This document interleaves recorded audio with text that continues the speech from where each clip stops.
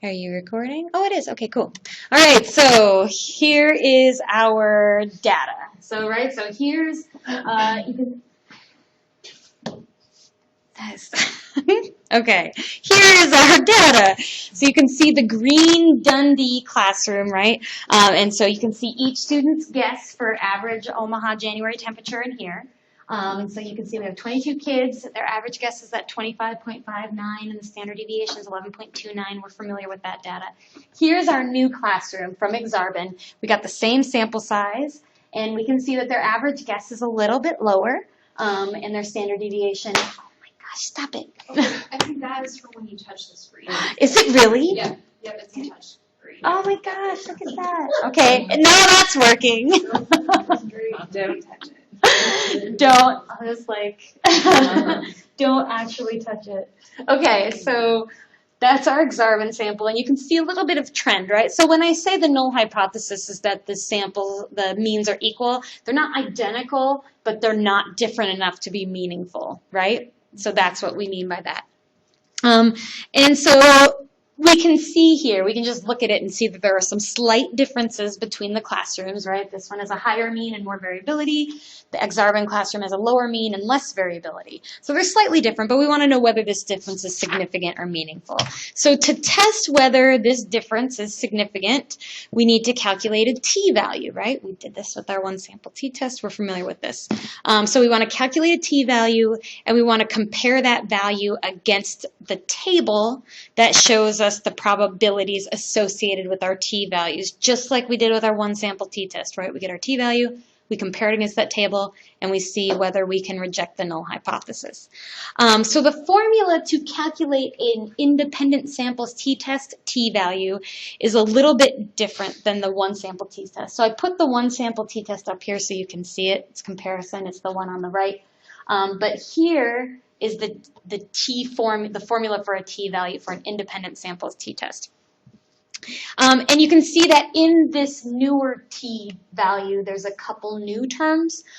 So instead of just taking our mean and subtracting from it a population mean, now we're comparing the means of two groups. So this is the mean for group 1. This is the mean for group 2. So we're looking at the difference between those groups. That makes sense. And now instead of dividing by the standard error, we're dividing by this term that is basically combining the standard errors for the two groups. So, so this new term is called the standard error of the difference between the means. So let me say just a little bit about this one. So, oh, look, now it won't move forward. Oh, look at Alicia, I even put these in here. Sorry. So this value is different and this value is different. I need to look at that. Okay, so the standard error of the difference between the means, this is basically, this is the type of standard error we use for independent samples t-test, and it's basically the independent samples t-test version of the standard error, right? And so like the standard error of the mean, the standard error of the difference between the means is a measure of the variability that we would expect by repeatedly sampling equal-sized samples from each of our populations and calculating the differences in their means.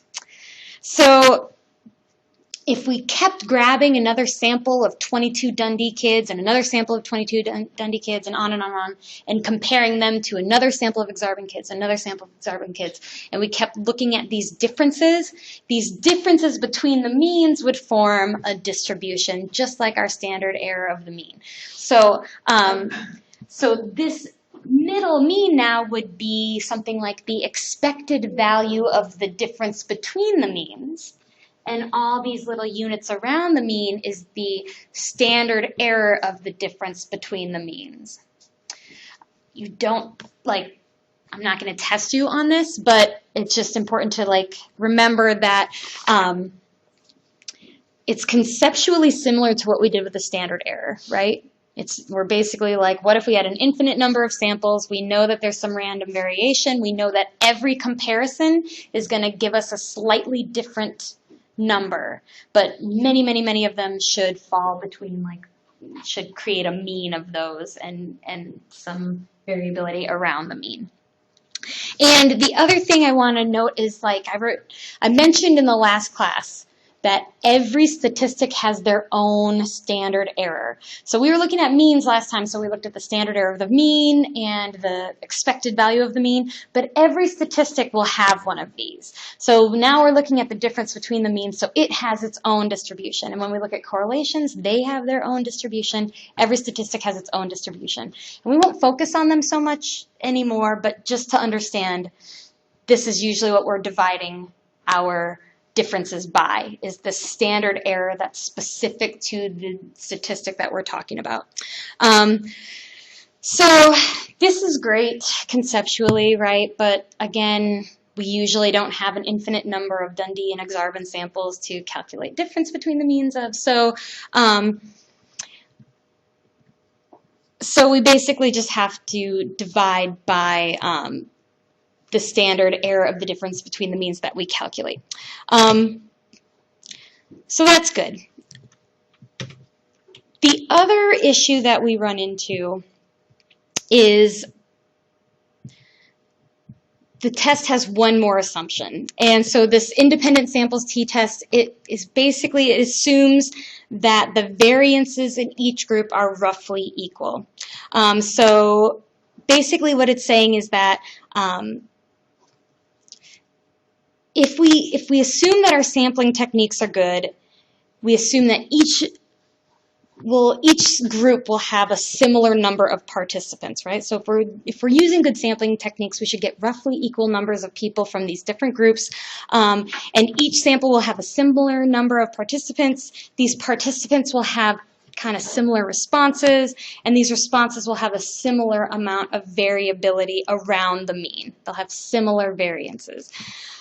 So in the instance that we don't have equal samples, so let's say like if we were sampling somebody or sampling two different groups and one group had 10 people and the other group had 25, if we had a situation like that, or in the instance where we have lots of different variability, we need to tweak our findings just a little bit so that they're corrected to fit this assumption. That's all you really need to know about this. Luckily, SPSS does this for you. So anytime you run an independent samples t-test in SPSS, this Levene's test is calculated, and it looks at this equal variances assumption. So I want to go ahead and talk through the output for an independent samples t-test so that you can see some of these things we were just talking about. So here you can see this is the SPSS output that you'll get, and at the top you can see this group statistics table. You can see the mean, the standard deviation, and the standard error of the mean and the ends for each sample. So you can see here we've got part of town, the mean and the standard deviation, standard error of the mean for Dundee, and the same information for Exarban. So it gives you that information right there. And below in this independent samples table that's got two yellow boxes on it, you can see it's basically divided into two different tables. So I want to talk about this first Levene's test table, and then we'll talk about the second one. So this first table is the results for the Levene's test of the equality of variances. So this tells you whether or not the variances in your groups are equal. So basically, if this test is not significant, it means that your variances are equal, right? And so if your variances are equal, you've met that assumption that you have equal variances, so you can start reading the statistics across from equal variances assumed. So you've met that assumption, they're not significantly different, and you can read the statistics in that row. Gotta quit touching that.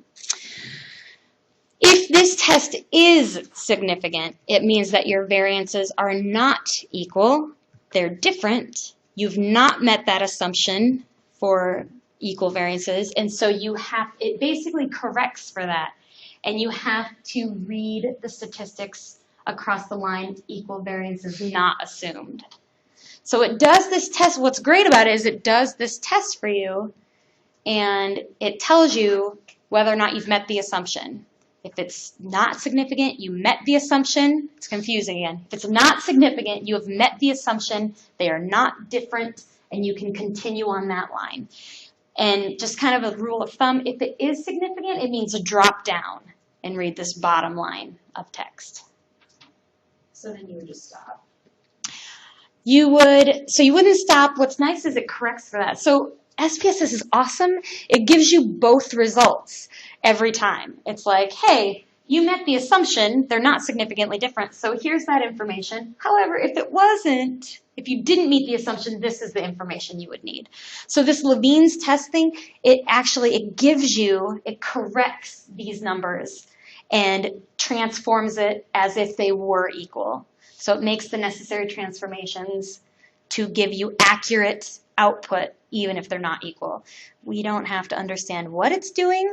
So what you'll just need to know is that one of the assumptions is that your groups are equal. If they're not equal, then SPSS does this transformation for you and gives you this bottom line of information to use. All right. We all on board with that? Mm-hmm. All right. So this is so life-changing. Is it? Okay. So really quickly, I wanted to show you what it would look like. Oh, don't do it. Oh. Who wants to go to the lab? Yeah.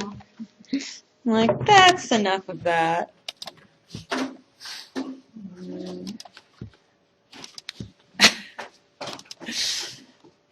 Oh, all right, Tegrity, we're going to the lab.